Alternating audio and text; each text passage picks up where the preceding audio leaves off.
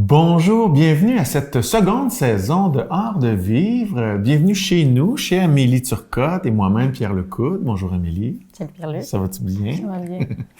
Alors, on repart une autre saison de Art de vivre. Pourquoi? Ben parce qu'on a aimé ça, la première. On a tellement fait plein de belles rencontres qu'on a voulu reconduire ça puis inviter des gens différents. Certains, on va les réinviter aussi. Si vous avez suivi la première saison, vous savez que c'est pour discuter avec des gens inspirants et de sujets inspirants, des gens qui ont assez souvent un parcours un petit peu marginal, différent, d'autres qui ont des parcours plus réguliers, mais avec une philosophie, une vision de la vie disons, intéressante. Puis c'est ce genre de personnes-là qu'on va recevoir encore aujourd'hui avec Gaétan Lehoulier. Toi, comment ça tu connais, Gaétan? Je ne sais pas. Tu l'avais rencontré? Mais non, c'est pas vrai, je l'ai croisé. Non, c'est un élève de yoga, puis mais aussi à la base, mais après ça, on s'est croisés dans des formations de leadership conscient, puis c'est ça, on est resté toujours un homme qui m'a attiré, qui m'a intrigué. J'avais envie de me rapprocher de lui, puis de le faire parler, d'être à son écoute. Ouais. Donc, Gaétan Lehoulier, psychologue de formation, je pense, président de Progesco, un gars vraiment passionnant qui fait s'entrecroiser des intérêts de l'humain, de la psychologie, de la croissance personnelle et de l'entrepreneuriat. Alors, c'est parti!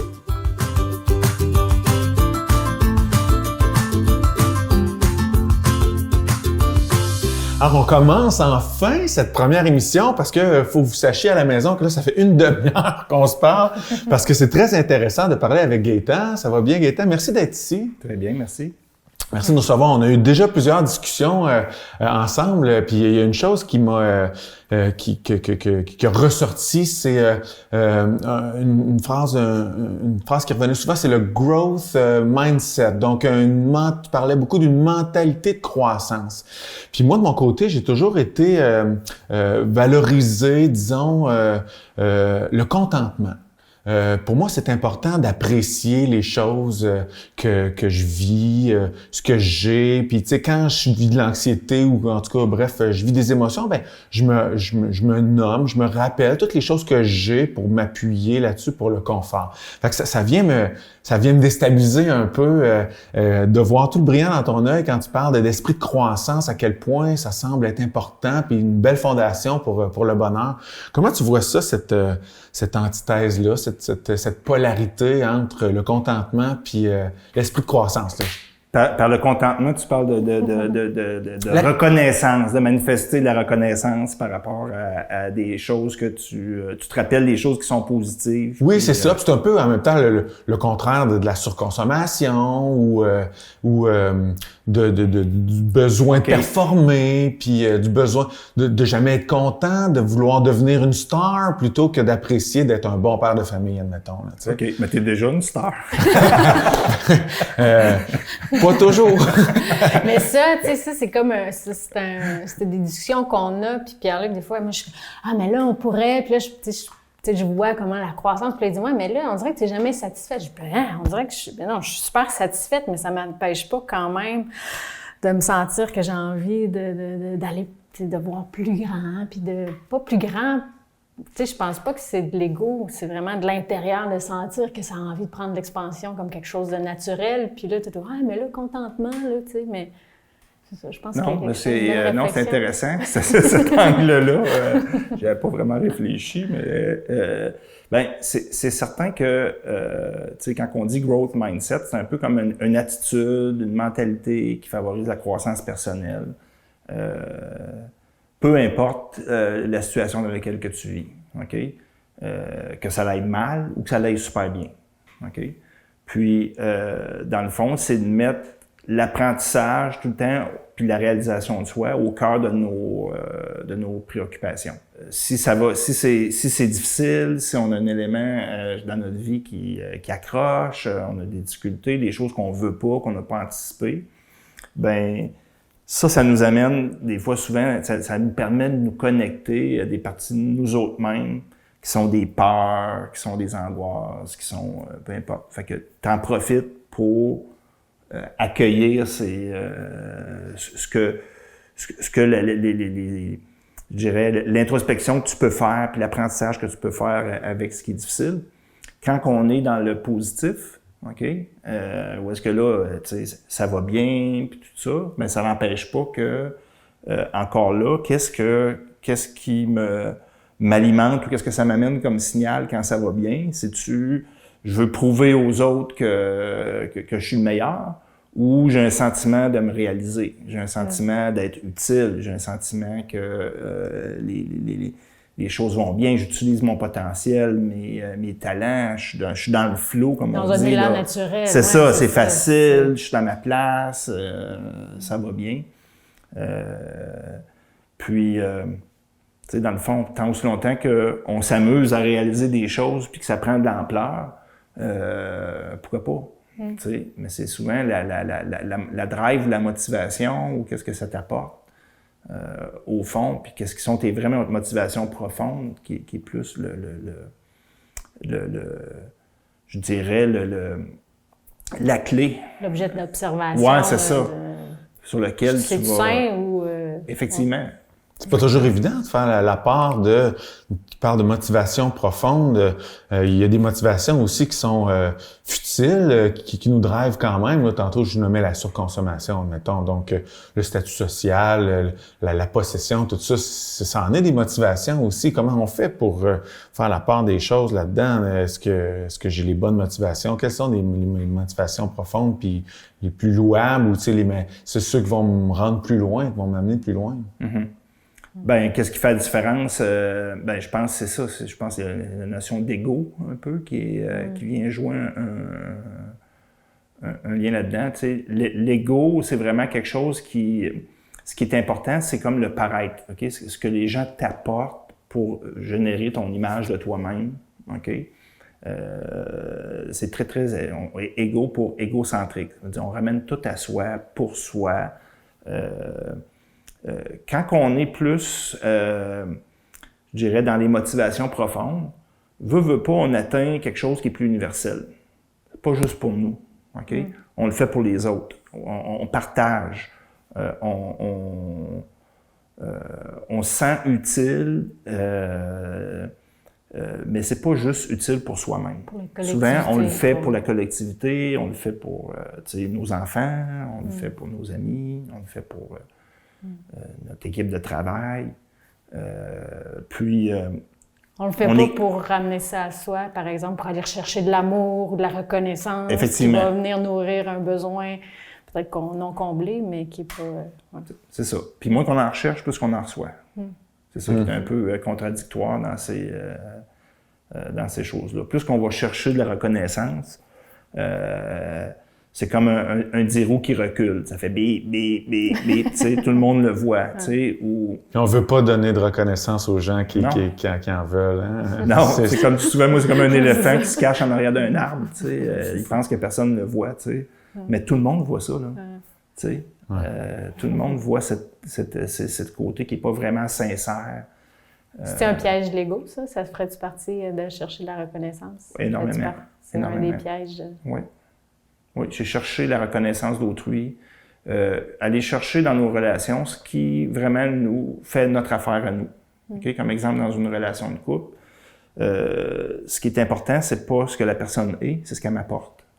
Okay? C'est ce qu'elle me donne comme soit validation, ou plaisir, ou récompense, ou peu importe. Mais quand on est vraiment en dehors de l'ego, ben dans le fond, peu importe les personnes avec qui on est en relation, c'est ce qui est important, c'est leur bien-être à eux, c'est pas nécessairement à nous, ok? Mais c'est sûr que pas à notre détriment. C'est toujours un peu faut qu'il reste quand même une relation qui est saine.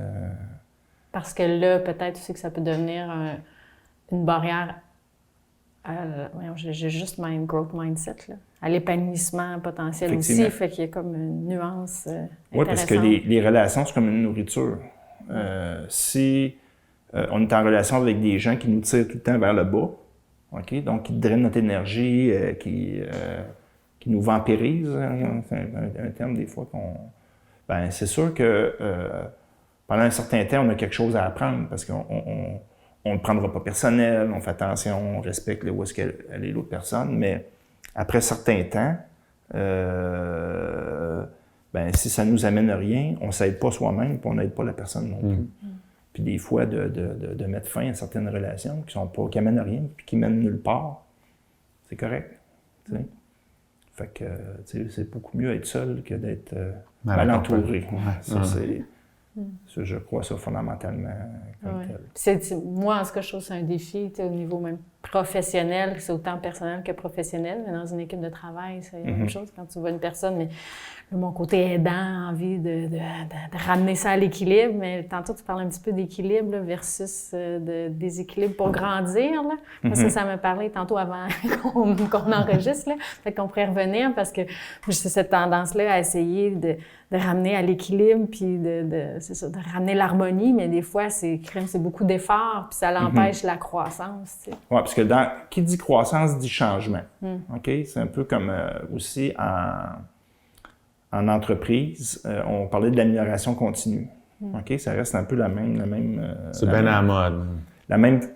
C'est la même approche, grosso modo, qu'on peut dire, mais appliquée à sa vie personnelle, dans une certaine mesure. Puis quand on est, mettons, au travail, tu sais, vous avez la notion de changement, là, comme telle, c'est que c'est comme en amélioration continue, grosso modo. C'est préférable de se mettre dans un état qu'on va faire continuellement des petits changements, OK? Plutôt que d'attendre que là, ça marche pas, puis là, le changement qui est à faire, on résiste au changement, on essaie de tout maintenir ça correct, puis là, à un moment donné, pouf, là, la marche est haute à lever, puis le changement, il est abrupt, puis... il déstabilise plus que... C'est ça. Fait que quand on se met dans un état, je dirais, où est-ce que faut faire attention à tout ce qui est trop rigide. Grosso modo, en entreprise, c'est d'un processus, puis mais dans notre vie personnelle, des fois, c'est des croyances, c'est des relations, c'est des... Genre, moi, une affirmation de ça, ça, moi, je suis pas comme ça, tu sais, je suis pas un leader, moi, mettons. Fait que ça serait une rigidité, ça. Ouais.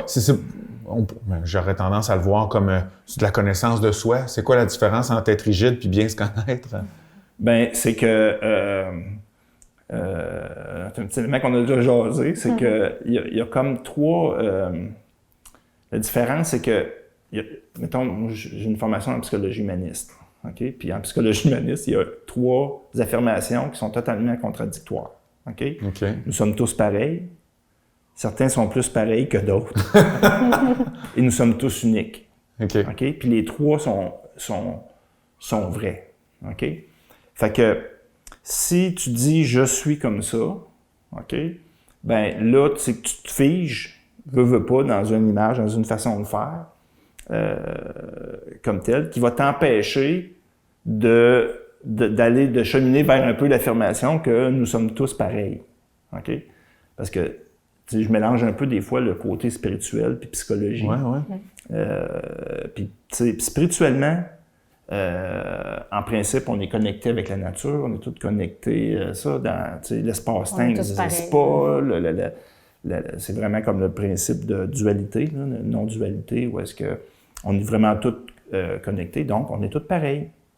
Okay? Si tu restes figé à un niveau je suis comme ça, je suis comme ça, je suis comme ça, ben tu te fermes, dans le fond, à la diversité, à l'ouverture, à l'évolution.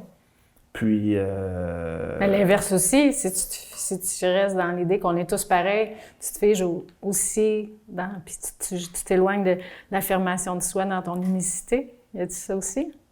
Oui, mais où est-ce qu'on développe notre unicité, OK, quand on est tous uniques, c'est que quand on reste ouvert, OK, puis on se fige pas, veut pas, l'énergie puis la vie va nous amener vers où qu'on a tendance où est-ce qu'on a besoin d'aller selon nos forces. OK? Parce que je crois fondamentalement que les occasions se créent souvent pour aller où est-ce que tu devrais aller. OK? Si tu restes ouvert, puis si tu dis pas « Ah non, moi, Ça, Pas bonne non, ça, c'est là-dedans, pas moi, ça. moi, Puis là, puis il y a une occasion qui se crée, puis au lieu d'y aller puis d'expérimenter, ben tu y vas pas parce que tu t'es fermé. Ouais. OK? Fait que en gardant ouvert, tu expérimentes. Après ça, je crois beaucoup aussi, tu sais, l'approche avec le corps aussi. C'est-à-dire que tu le sens si ça va bien ou ça va pas bien. Si quelque chose que tu expérimentes, si tu fais quelque chose, t'es-tu à l'aise, t'es-tu pas à l'aise? Fait que si t'es à l'écoute de ça aussi, ben les 3 niveaux, le côté spirituel, psychologique puis corporel s'intègrent. Puis t'avances. Ouais, c'est ça. Tranquillement. Fluidement. Exactement. Jusqu'à temps que, boum, COVID! Non, c'est une blague. Mais c'est ça. Oh! Ah oui, il y en a qui ont figé là. Mais, il y a eu de toutes sortes de parce que je ne voulais pas rentrer là-dedans nécessairement, mais ça me faisait penser. Je me sentais, tu sais, comme à l'écoute des besoins et tout. Puis là, oh, OK, un petit tourbillon, là. Mais il y a quelque chose de, OK. Encore là, on voit que là, si j'ai des croyances qui sont rigides, ben là, tout change. L'environnement change. Fait que je suis complètement déstabilisé, là. Alors que si je reste ouvert, peu importe ce qui se passe dans l'environnement, ben, tu vas trouver ta le place. remous va te ramener, c'est ça, tu sais. Il va te reprojeter. Puis, tu sais, je pense vraiment toujours que, tu sais, ma mère, une phrase de ma mère depuis que je suis au même, c'est tout ce qui arrive pour le mieux, tu sais. Puis des fois, je répète ça souvent au travail, tu sais, puis là, c'est rendu non, Gaëtan, on la veut pas. Puis, vraiment, quand quelque chose qui est difficile, c'est la première fois que les gens vont me mettre dans la face, là, tu sais. Hey, Gaëtan, tout ce qui arrive pour le mieux, tu sais. Oui, qu'est-ce qu'on est... Moi, j'ai ma question toujours la même. Oui, qu'est-ce qu'on est en train d'apprendre là-dedans? OK? C'est quoi la leçon qu'on doit tirer de cette difficulté-là qu'on a, là? OK? Prenons un recul, regardons qu'est-ce qu'on apprend de ça, puis on va passer au travers. Plutôt que de se concentrer sur la victime qu'on devient, là, tu sais. Devenir serré, les mâchoires serrées, on est en résistance, Non, c'est quelque chose qui est arrivé, puis on va apprendre à surfer avec ça, puis on va apprendre. On va s'adapter, on va trouver une façon de se débrouiller, tu sais. Fait que ces belles réflexions-là qu'on a aujourd'hui, c'est des choses qui... Parce que toi, je t'ai pas présenté ou très rapidement. Tantôt, toi, tu es président de Progesco, qui est une entreprise en ressources humaines et en organisation des entreprises. Oui. Ces discussions-là qu'on a sur l'ego, la croissance, la plasticité, tout ça, l'ouverture, le destin, l'univers, c'est-tu des choses que tu intègres avec les entreprises? C'est-tu le genre de propos qu'on peut tenir avec une entreprise? Pas systématiquement. Comme tel, je dirais, je fais du coaching individuel, puis parfois, tout dépendant du degré d'ouverture des individus, puis si ça se présente, c'est quelque chose qu'on va aborder. OK? Parce que, puis si, tout dépendant du degré d'ouverture de la personne, tu sais, moi, je force jamais rien, dans une certaine mesure que quand les gens ont de l'ouverture et sont prêts, ben, je vais être capable d'embarquer sur ce terrain-là. S'ils veulent pas, ben, si je sens qu'ils sont pas prêts, ou souvent, c'est même pas moi qui va comme provoquer ce genre de choses-là. Il faut vraiment que l'occasion se présente. Puis oui, avec certaines personnes, on a embarqué sur cette... c'est dans des moments exemple, j'ai déjà vécu des gens où est-ce que décision vraiment angoissante, stressante par rapport à un choix de carrière, là. Quelqu'un qui a été on leur a confié des postes de gestion puis de direction, puis qu'ils ont toujours voulu ça toute leur vie, puis là, maintenant, ils sentent qu'ils sont pas bien là-dedans, tu sais. Puis ils savent pas trop comment s'en sortir, autant personnellement qu'avec leur conjointe, qu'avec l'organisation. Fait que là, quelqu'un qui va être dans une question beaucoup plus, dans un tourbillon, puis perdu un peu, là. Exemple. Là, des fois, c'est le côté de regarder ça vraiment à un niveau beaucoup plus global, un peu plus pour les amener à accueillir un peu plus que ce qu'ils vivent. Ouais, c'est une big picture. C'est ça. L'aigle. C'est pas négatif ce que tu vis. Mais tu sais, ils sont tout croches, tu sais, quand tu leur dis ça, c'est pas négatif ce que tu vis. Ouais.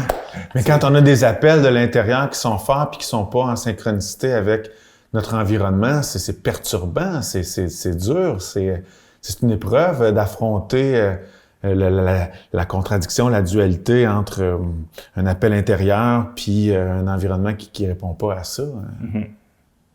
Non, effectivement. Non, mais je te dirais, c'est ça. Je pense que c'est important. Puis, c'est ça. J'ai des gens qui m'ont inspiré. Moi, les gens qui sont capables de s'adapter puis de sortir plus fort des éléments difficiles. C'est des gens que j'admire, là. Comme la conjointe avec laquelle je le vis actuellement, c'est une ninja de ça, de l'adaptation. Fait que j'ai la chance d'avoir un guide avec qui je vis quotidiennement. Ça me fait penser à une discussion qu'on avait eue une fois avec quelqu'un de quand même pas mal plus vieux que nous autres, puis on parlait d'aimer ce qu'on fait. C'est important d'aimer ce qu'on fait dans la vie. Tu sais, ça c'est un classique qu'on entend beaucoup. Puis cette personne-là, qui est d'une autre génération, disait « Voyons, vous autres, les jeunes, c'est quoi cette idée-là d'aimer notre travail? C'est la job, t'es pas là pour t'amuser et avoir du fun, là. C'est du travail. Je pense que ça vient de torture. C'est Richard Desjardins qui dit ça. Travail, torture. Tu penses quoi, toi, de cette affirmation-là, qu'il faut faire ce qu'on aime dans la vie? Je veux dire, moi, je pense que je serais joueur de quilles professionnel. Non, je dis n'importe quoi. Non, ben, c'est un point intéressant que tu amènes là parce que en psychologie industrielle, OK, il y a eu un courant depuis une dizaine d'années, puis ça, je n'entends parler beaucoup, là, qui est « faut que tu restes dans tes forces, faut que tu sois dans tes forces, faut que tu sois dans... » tu sais. Puis il y a des gens qui me disent « Tu penses quoi de ça? Il faut que tu sois dans tes forces, puis tout ça. » Puis je sais que vous avez une entreprise aussi, fait que vous allez comprendre mon analogie, là, c'est que dans une très grande organisation, où est-ce que les ressources sont relativement presque illimitées, OK? C'est clair que je pourrais créer un environnement de travail dans lequel je suis toujours dans mes forces. OK? Parce qu'il y a un gros bassin de personnes. Puis on peut dire, toi, là, tu tripes là-dedans, t'es bon, tout ça. En way, go, vas-y. On peut mettre le budget qu'il faut, puis t'es bon, amuse-toi. Puis on va mettre des personnes alentour. Pour te supporter même, tu sais. OK? Pense à un producteur agricole. Okay? Il adore, il fait ce qu'il aime. Mais est-ce que toutes les tâches qu'il fait au cours de la saison, des 4 saisons, il aime toutes les tâches? Je pense pas. OK? Des choses qu'il trouve un petit peu moins le fun que d'autres. On les nommera pas, c'est correct, on a des images. C'est ça. Mais puis il sera pas toujours nécessairement dans ses forces, puis dans ce qu'il aime, puis tout ça. Mais overall, si on prend l'ensemble, oui, il aime ça. OK? Exemple, quand on a une petite entreprise, ben, tu sais, certaines parties du travail, on adore, c'est le fun, tu sais. Puis il y a des situations qu'on va devoir gérer dans lesquelles on n'aime pas ça. Puis on n'est pas à l'aise. Ben, moi, je pense, personnellement, que il faut majoritairement qu'on soit dans nos forces puis qu'on soit dans des choses qu'on aime. Si c'est 80% du travail qu'on fait des choses qui nous lèvent le cœur, c'est pas le fun, on n'est pas à notre place. Mais il faut apprendre à accepter aussi le 20% ou une partie de choses. C'est la vie aussi, là. Ouais, c'est juste un reflet de la vie, là. Je fais pas juste ce que j'aime dans mon quotidien pour pouvoir manger puis avoir un toit. Puis, Effectivement, tu sais, puis d'accueillir ces parties-là, toujours le prendre dans un optique. OK, qu'est-ce que je suis en train d'apprendre? Je suis en train d'apprendre quelque chose là-dedans. Je travaille ma patience, je travaille ma tolérance, je travaille... faut que je me concentre plus. Parce que quand on fait quelque chose qu'on aime, on va se concentrer facilement. Quand on fait quelque chose qu'on n'aime pas, c'est dur de rester focusé puis concentré. Ben, c'est une occasion d'apprendre à focusser puis à se concentrer. Puis à trouver des façons de le faire pour qu'on puisse... Grosso modo, il faut faire ce qu'on aime, mais il faut accepter aussi que on peut pas juste manger, il faut faire la vaisselle aussi. Effectivement. Ouais. Puis il y a façon de trouver un certain plaisir, pareil, dans les choses qu'on aime moins, là. Ouais. Déjà, d'être dans l'accueil, tu sais, quand il y a une résistance, là, on va avec nos enfants, mettons, faire la vaisselle. Puis là, il y a une résistance. Même moi, je suis comme mal à l'aise avec cette résistance-là. J'aime mieux... Tassez-vous, là, vous me dérangez avec votre résistance, je vais la faire avec juste accueil. Puis c'est ça qu'il faut faire. Il faut faire ça, tu sais. Ça fait qu'il y a de ça aussi, je trouve, dans l'accueil. Donc, les enfants, c'est un autre... C'est des stratégies pas mal complexes. Fait que c'est plus facile d'être président de Progesco que éducatrice en CPE, tu penses? Oui, ben je veux dire, j'ai travaillé en CPE, quand j'étais étudiant. Je trouvais ça plus facile avec des enfants qui ne sont pas les nôtres que nos propres enfants. On est un petit peu plus patient avec les enfants des autres qu'avec nos propres Ah ouais, c'est drôle. Moi, c'est l'inverse. Hein. Ah ouais? Ah ouais. Non, les enfants des autres, là, non. Fait que quand c'est ton travail. Ouais, c'est ça. Moi, peut-être qu'il y aurait 80% des enfants que j'aimerais, là, puis le 20%, là. Bon, je suis en train d'apprendre à l'aimer. Ça doit être ça. On me signale qu'on approche la fin. C'est quelque chose qu'on aimerait survoler. Ben, en tout cas, merci tout simplement pour votre initiative là, que vous faites, votre implication à vouloir aider les gens via des témoignages. Là. Je pense que votre concept est intéressant. Puis bravo pour votre... C'est des moments qui nous inspirent. Bon, là, c'est mon ego, ça. Je le fais pour moi. Mais je le vois que... Non, c'est pas juste sur moi, c'est pour la collectivité, mais je le vois que, justement, en pensant à l'autre, en fait, c'est peut-être ça. En pensant à offrir, ça me donne beaucoup aussi. Je reçois beaucoup. Moi, je pense que c'est ça que je vais retenir de notre échange. C'est comment je fais pour... en tout cas, je pense que j'ai acquis un nouvel outil pour situer un peu... mieux me questionner sur mes motivations. C'est que, est-ce que ça sort de mon nombril? Est-ce que ça s'intègre dans ma communauté, ma famille? Est-ce que je suis le seul qui va tirer bénéfice de ça? C'est ce que je vais retenir de notre discussion. Ouais. En tout cas, tu me le demanderas demain si je l'ai retenu. T'inquiète pas, là, moi, genre, hey, regarde. c'est la beauté aussi des relations, je trouve. D'être des miroirs, mais des fois, c'est pas si évident. Ouais. Bon, ça sera un autre sujet. L'année prochaine, on te réinvite, Gaëtan. Parfait, avec plaisir. Bon, là, je vais te présenter comme il faut maintenant que c'est terminé. Merci beaucoup, Gaëtan Lehouillier, président de Progesco, psychologue de formation. Oui. Et puis mais là, c'est parce qu'ils donnent des étiquettes, on a dit c'est qu'il n'y en a pas. Mais là, quand ça va tomber, mettons, un jour, tu ne seras plus président de Progesco, que seras-tu? Le sais-tu déjà?